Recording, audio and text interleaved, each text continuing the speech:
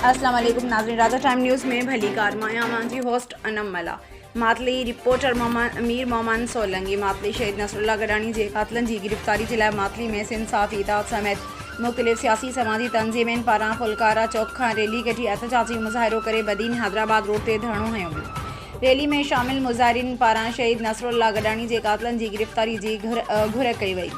निटणो समेत शहरन तरफा कढियल रैली में वॾे अंग में शहरन शिरकत कई। मुज़ाहिरे के धरणे सबब रोड के ॿिन्हिनि पासन खां गाड़ियूं जमा थी वयूं ऐं मुख़्तलिफ़ शहरन ॾांहुं वेंदड़ ट्रैफिक मुअतल थी वई। रैली ऐं धरणे के ख़िताब कंदे मुज़ाहिरे नसीर सोलंकी, सतार उमरानी, अशरफ चांडियूं, वसीम नौतकानी, राजा सोठड़, शाहिद चडड़, मुर्तज़ा लगारी, जमील भुरगड़ी, सज्जाद जतोई, फयाज बिरोई, माजिद निज़ामानी, एजाज फासिली ऐं ॿियनि चयो त शहीद नसरुल्लाह गडानी के कत्ल सां सॼी सिंध सोग में सरापा एहतजाज बणियल आहे। इन्हनि चयो त सरकार खे घुर्जे त नसरुल्लाह गडानी के कातलनि खे फ़ौरन गिरफ़्तार करे सिंध में छायल बेचैनी ख़त्म कई वञे।